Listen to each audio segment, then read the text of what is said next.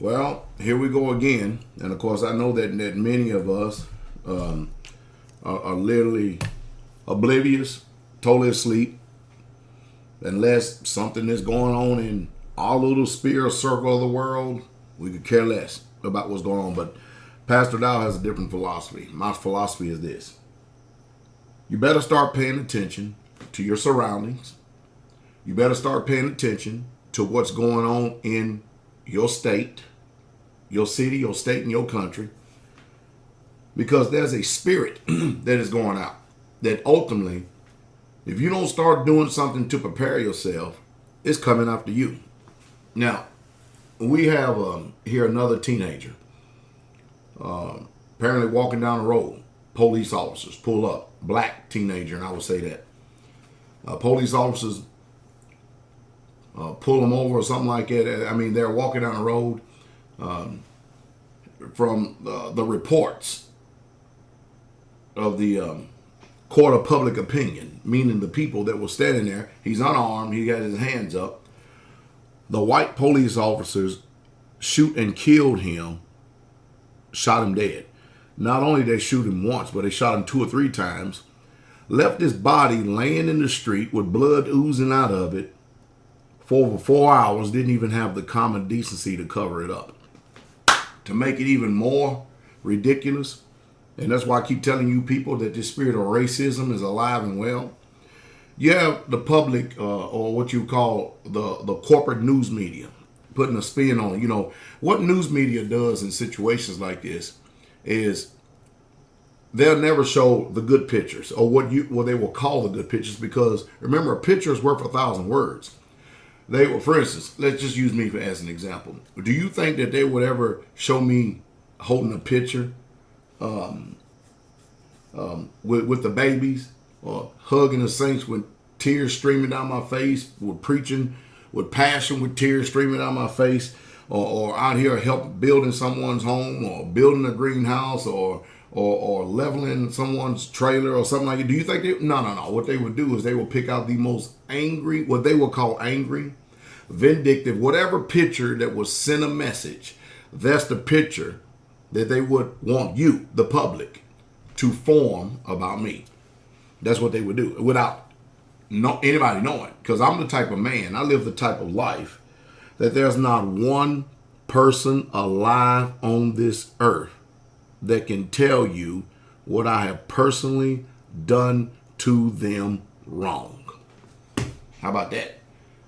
Hey, I didn't say that I had never sinned. I believe in getting things right if I've sinned. Not because people's feelings and emotions are all stirred up, but let me get back on the story here. I try to throw ministry in there for a minute to try to help people. But we're literally living in a terror storm. And then the people of the community, they form together to do a vigil.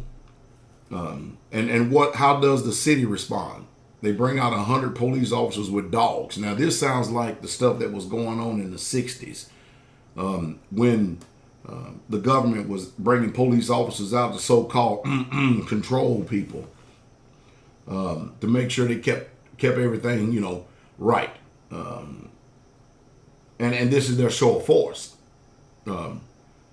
Sad part about it is you have an injustice. So an innocent man, young man, 18 years old, who has his life in front of him, loses his life because of the fear that is dwelling in a lot of these white police officers. And this black on white, or white on black crime because people have power. Let me tell y'all something.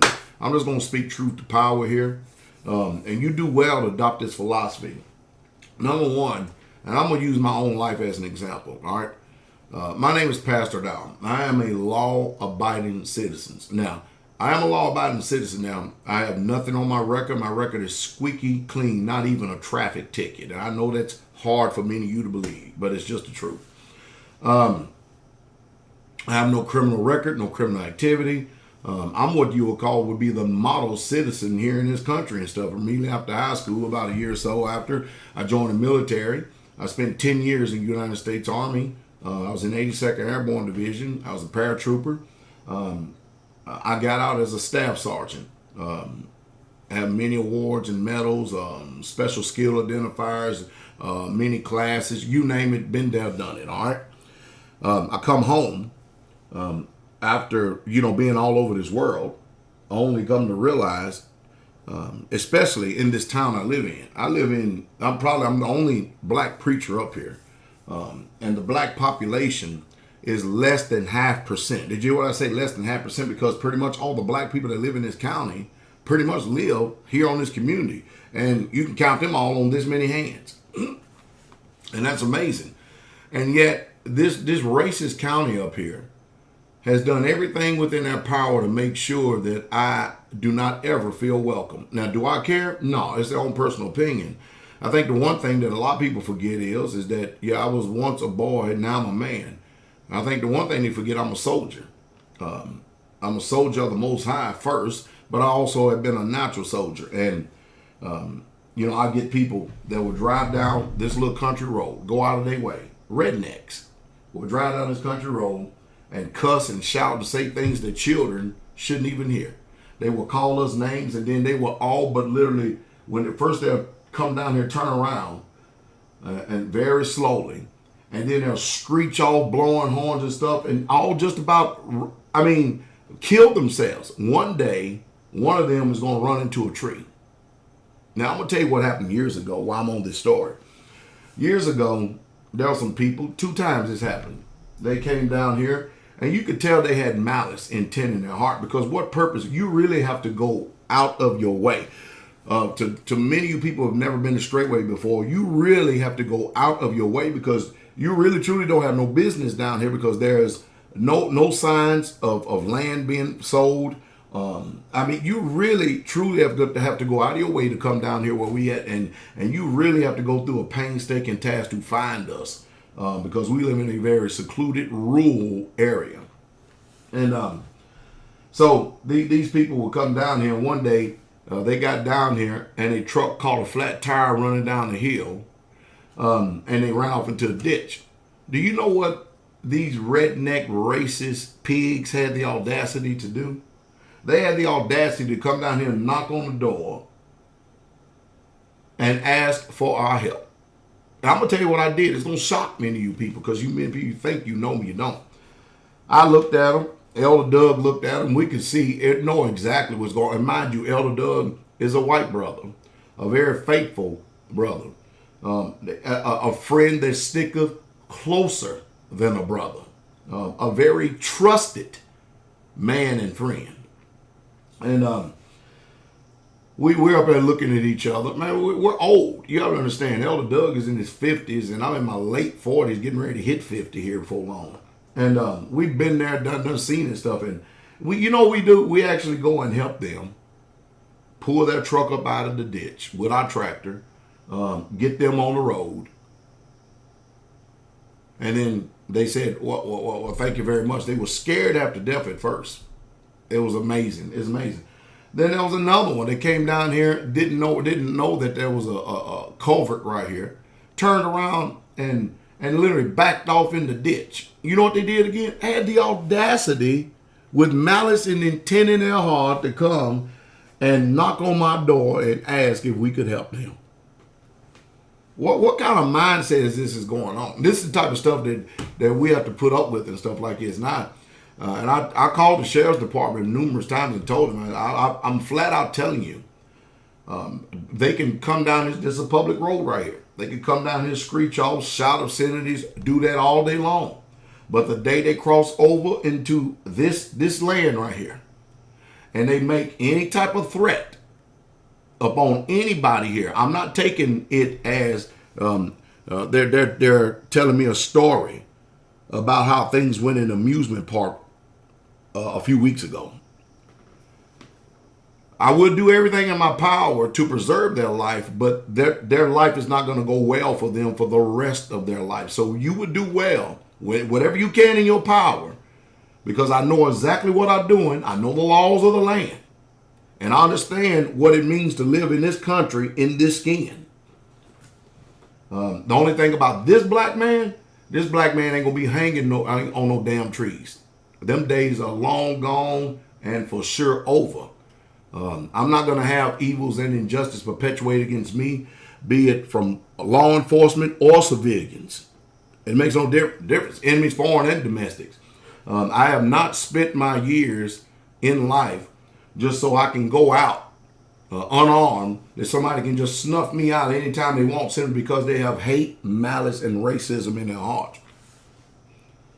And most of you people out there are flabbergasted because you're amazed how in the world, the threat up here, the only reason why these people up here hate us here is simply because of this. There's no other reason. There is another community that is no more than maybe 3 miles from us, if that much. It's what you call a redneck hippie community. You go on these social media boards, nobody says a thing about them.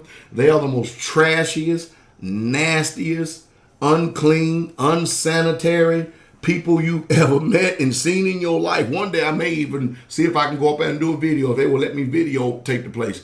And you know that this county never raised up one word against them. They never say any disparaging comments. They never call them cult. They never call them nothing. Do you know the reason why they never do that? Because every single one of them is white. But because I'm black, all of a sudden they have fear in their hearts, and all of a sudden I'm a threat. That's amazing, huh? Mind you, 10-year military veteran, Army veteran, war veteran. Think about that.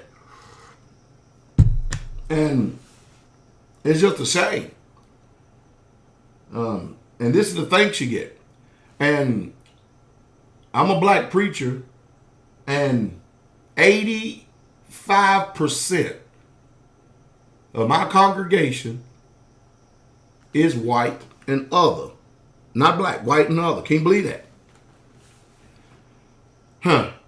I'm telling you people, see, the thing that I don't do is like many of you do. I do not ignore the facts. I do not stick my head in the sand and act like nothing is going on, because, you're destroyed for a lack of knowledge. And I understand that. I'm not going to ignore it, because ignorance, the root word of ignorance is to ignore. And most of you, that's what you do, but you do it to your own peril. So we have this young man, Michael Brown, whose life is snuffed out. We have the city showing a show of force in agreement with what this officer done. Now, I'm Torah based.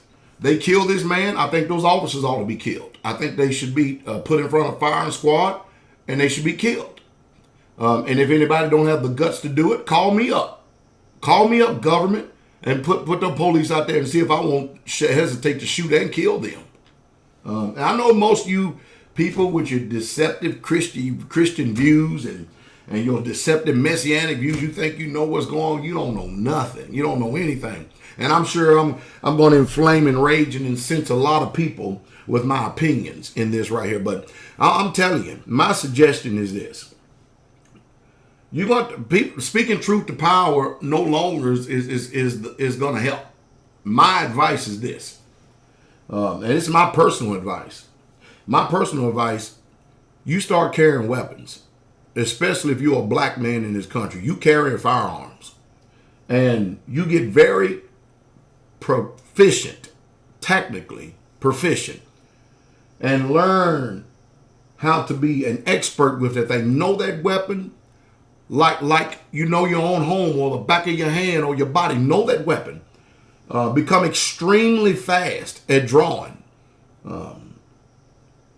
And get, really spend time training with that weapon and get to know it, and make sure that you can have a tight shot placement, because you never know when the day may come. Every time I go out this gate right here, I never know if I'm coming back, because that's a wicked world out there. I never know if some police officer, some state trooper, or 2 or 3 may want to pull me over. So they know my trucks, they know my cars, and they don't trust me. I don't trust them. It's just the way it is. I'm not going to do anything wrong for them to pull me over. I'm not going to do anything out of the normal, ordinary, but you never know that they could just turn around and plant some dope or marijuana or heroin or something on me. And even though I don't have a history of drug use at all, never used drugs before in my life.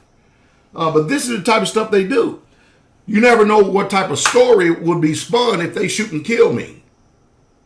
Because there's only one story going to be told. They could tell you anything. Then they could put up some of these YouTube videos where you see me get very passionate, and they will use everything they can to sway public opinion. They will call me a cult leader, a fanatic, a militant, and all this other stuff, a vigilante, and man, they all kinds of superlatives in order to sway your minds. That's what people do. They use lies, persuasion, deception, in order to sway the untrained mind, not facts.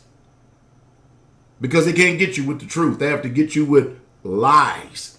But they have to paint a picture for you. That's what the media does, paint a picture for you. And not only just black, but if you're in this world, like I said, the black people was on the plantation. Now everybody's on the plantation. If you are a man, you carry a sword according to Luke 22:36. You defend you, your home, your person. And then anytime somebody is drawing down on you, you only have one option in front of you. You make sure you're a whole lot faster than they have ever been. And believe you me, you can get to the point where you can be extremely fast that even if somebody has the drop on you, you can still win that fight. Now, I know that this strikes a lot of fear, but I assure you that I mean every word that I say. I'm not going out of this life or going out of this world being a victim of somebody else's racism or their fears. I don't care who they are. You can take and leave whatever you want to do. But it's just a sad situation that more than likely these police officers, they'll get a slap on the wrist because the statistics show that there are 28 black men that die. I mean, a black man dies every 28 hours at the hand of law enforcement in this country. And I never understood how that we can be 11% of the population. 11% of the population. And yet we're the cause and the trouble for all the crimes that's going on in this world. I mean, you people think gangsters are people who wear their hats like this, had to wear their hats like this and stuff. Always got crazy looks like it look like this. Showing these kind of faces and attitudes and all. No, gangsters wear suits and ties. They control those C-130s.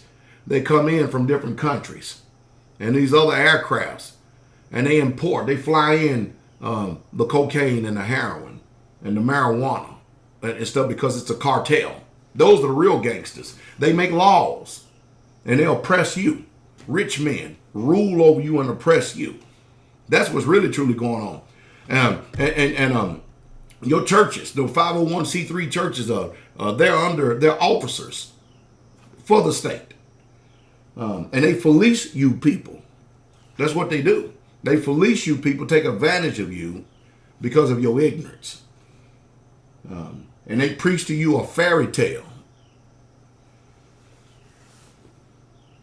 The law of Moshe, or the law of Yahweh, clearly says in this particular case, which is pretty clear, cut and dry, death. And that's what I think that these so-called police officers should get. Now, don't get me wrong. I'm not against law enforcement. Like I said, even up here in this county, I've only met maybe 2 or 3 deputy sheriffs that's really, truly professional in their business, in their occupation that they do. The rest of them, we got the craziest sheriff department you ever seen in your life up here. But the police department, I have never once ran against any police officer in this county that did not conduct themselves in a very professional manner. Regardless, I don't know if they're hiding racism in their heart, but from everything I could discern, these people are serious. The police officers, the police officers, not the sheriffs, the police officers. There's a difference. And I send a shout out to the Lafayette Police Department. I really truly do, because there are some good police officers out there. What's so bad about it is you have bad police officers like these people right here that make it bad for all the cops. I mean, all of them, all across the country. And this is the only thing that makes it. But I tell you what, you watch the spin that the national news media starts putting on this story right here when it's a clear-cut case. Power only understands power, and that's it. It's amazing how the system can get all of us lay people out here fighting each other. And these people set up in their sealed homes, on their mountains, in their yachts, smoking, drinking, partying, having a good old time, passing laws that oppress us, give us chicken feed wages. And we're content to be slaves to these masters. It's just utterly amazing. And then the people that refuse to actually wake up and see what's going on. Well, I'm sure I'm probably going to get a lot of negative publicity on this, and that's fine. We do live in a country where we have freedom of speech, unless you're talking about the Jews now. It's amazing, isn't it? Or the homosexuals. These people are defended. They have passed laws against you and I to defend these types of people. It's amazing, isn't it? Like I said, America is the only country in the world that has never, ever, ever repented for the transatlantic slave trade. Now, you tell me, and most of you never even heard it. I'm sure you heard about the Holocaust. Yeah, I'm sure you heard about that in high school, but I'm guarantee you never heard about the transatlantic slave trade, where over 100 million so-called Africans were brought over here on slave ships to all these Americas, starting all the way down there in the lower part of the Americas up to the border of Canada. And boy, the atrocities and the evils that was pulled on us. I'm a man that reads history. I make sure I pay attention to history. I watch people. I discern them. Because like I said, I'm getting ready to go outside this gate again. And I'm heading off into enemy territory. I'm aware of my surroundings. If I have my wife with me, I'm very careful and very meticulous about where we go, how we enter places. I'm very careful to make sure I have an eye on her. Because you know, like a lot of you women do, if you go somewhere, a lot of you women out there, you wise out there, you like going places by yourself, and you like when you get to a store, especially if it's a department store or Walmart, you like going off and going on your own way and stuff. No, I'm very protective by nature, and I tell you what, I pity the fool, as Mr. T says, whether it be my wife, or if I'm in a particular place, be a convenience store or fast market or whatever you call it, I see somebody doing any type of evil towards anyone. If I'm there and I can ascertain the situation, discern the situation, it's going to be a bad day for somebody. But that's one thing about me. I'm going to tell you something.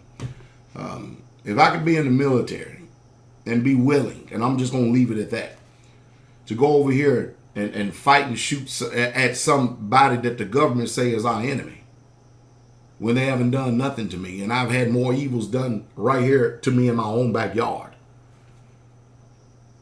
I promise you, I will not lose 1 ounce of sleep, not one wink of the eye of sleep, at defending my person, my home, and my family, my community here.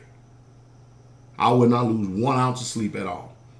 And as the old saying goes, I would rather be judged by 12, that includes 12 GMO modified people, than carried by 6. What saith you? I tell you what, here we go again. Here we go again. And don't get me wrong, I hate it when evil is done towards anyone. It's just that we're only 11% of the population. We fill up the majority of the prisons. We're over 75% of the prison population. You're not going to tell me that slavery has stopped in this country. It's just masked in different ways. And you're not going to tell me we're not still dealing with the same thing. You ask me if we're better off or worse off before slavery or right now, I think we're worse off after slavery, so-called, because what they do is they give you an illusion of freedom, while at the whole end, they're raping you. And that's the reason why I keep harping. Be you black, white, red, yellow, blue, purple, green, or brown. I don't care what color you are. That's why I harp on you. Don't go out here and get in massive amount of debts, because you're going to become a slave to this system, and they're not giving any debt forgiveness. The only people that get that kind of forgiveness is the people who are the rich, who rule over us by taking government offices. Because you can go out there and select them because you're not elected, but they will not be representing you at all. None whatsoever at all. They're going to represent their constituents. They're going to represent the people who line their back pockets. That's just the truth. These are realities right here. You got to ask yourself, why come your pastors, your elders, your preachers, your teachers, your officers, why come all these people do not even speak this type of truth to you people? What is it that they're continually keeping away from you? And why is it that we give so much voice to the talebearer, the slanderer, and the wicked one? You know, we need to ask ourselves these questions because we have lost our mind. And you know what? I will say this. The system is doing an extraordinary job at keeping us divided. That, you got to give them a hand. They know about psychological warfare. The people are dumb as hell. I told you we're the most illiterate nation that there ever has been. Back then, they couldn't read, but they could discern. We can read, but we can't discern good and evil. And I tell you, the system is all but accomplished the dumbing down of America. And I tell you, they have done an excellent job at keeping us divided. You have to give them a hand clap because they've done an excellent job. And people, they just will not get it. Well, you can take this video any way you want it. My suggestion to you is as soon as you turn 18, if you're allowed to carry 21 or whatever it is, you better get a gun, and you better spend some time with knowing that thing. You better get to the point to where you sleep with it, because things are bad. I mean, they're bad in this country, and it's only going to get worse. It's only going to get worse. But you better change your attitude and stop all this fearing, because the system is not designed to protect you. But this Michael Brown shooting, once again, exposes the media racism. I'll tell you what I'm going to do. I'm not, because I can't stand American news reporting. I would much rather give you the Russian TV reporting. I'll let you hear what they have to say about the situation in the video below. And then, because American news media is already going to start spinning. They're trying to make the man look like some type of thug or gangster or something like that. It's just utterly amazing. And then we look at it, yeah. Or we hear something else say and go, well, ain't it just a shame? Look at them, yeah, just these little thugs. Boy, they have trained you very well, haven't they? You have no self-autonomy at all about you whatsoever at all. It's just a sad situation. Mind-numb, mind-drooling people. For all the good police officers out there, I commend you, because we need you. We need you in this wicked society right here that is just literally gone mad. For all you wicked police officers, to hell with you. And that's the truth. And that's the truth straight way.